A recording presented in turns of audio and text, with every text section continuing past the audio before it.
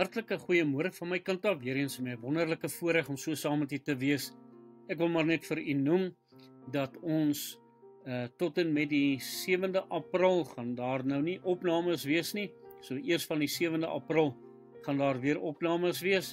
So ons gaan nie staak met hierdie opnames nie, is maar net terwyl ons bietjie in die buiteland gaan wees, sal ons dan nou nie opnames maak nie.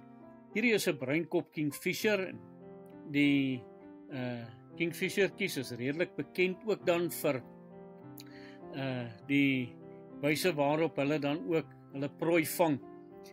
Nou iets wat kenmerkend is van hulle is hulle groot kop met daardie skerp gepunte bekke wat hulle dan het, waarmee hulle dan ook hulle prooi vang.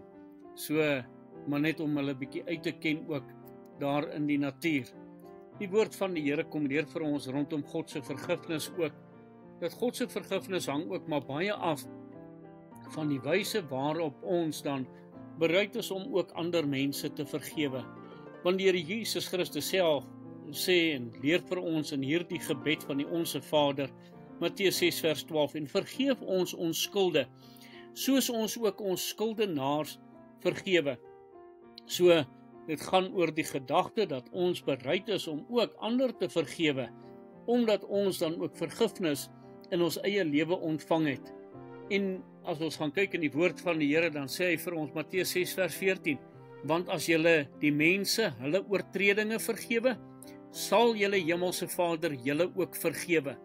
Maar as julle die mense hulle oortredinge nie vergewe nie, sal julle Vader julle oortredinge ook nie vergewe nie. Baie interessante gedagte wat hier na vore kom, en dit is dat daar ook van ons kant af vergifnis vir mense ook gegee moet word. Dat ons nie daardie gedagte het dat ons nie mense sal vergewe nie, want dit beperk ons vergifnis as ons nie bereid is om ander te vergewe nie. Die Here Jesus Christus self het hierdie gedagtes dan ook vir ons kom leer.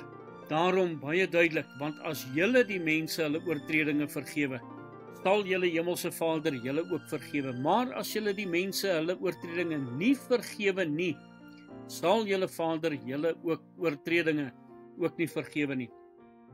Dus moet ons baie duidelik ook weet, as ons nie bereid is om ander mense te vergewe nie, kan ons nie vergifnis ontvang nie. Hoe ons ook al bid vir vergifnis, dit gaan ons niks baat nie.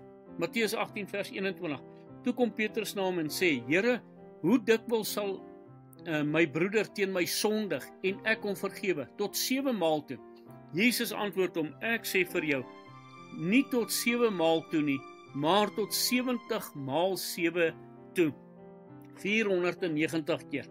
En die gedagte wat hierna voorkom is, dat die Here Jesus Christus self hier kom leer en vir ons kom sê, daar word nie rekening gehou van ander se skulde nie.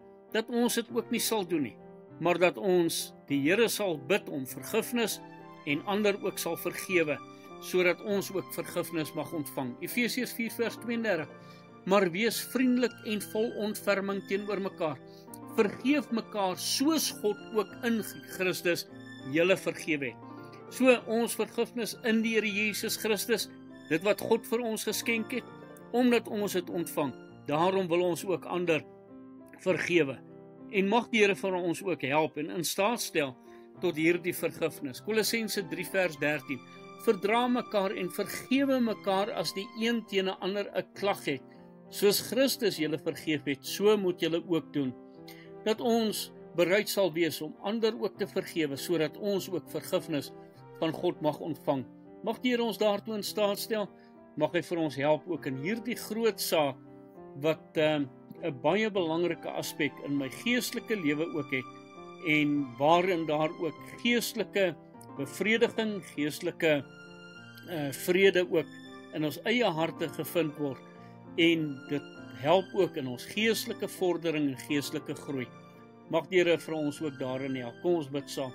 Here, dankie dat U bereid is om ons te vergewe en help vir ons om ander so te vergewe, soos wat U ons ook vergewe. Amen.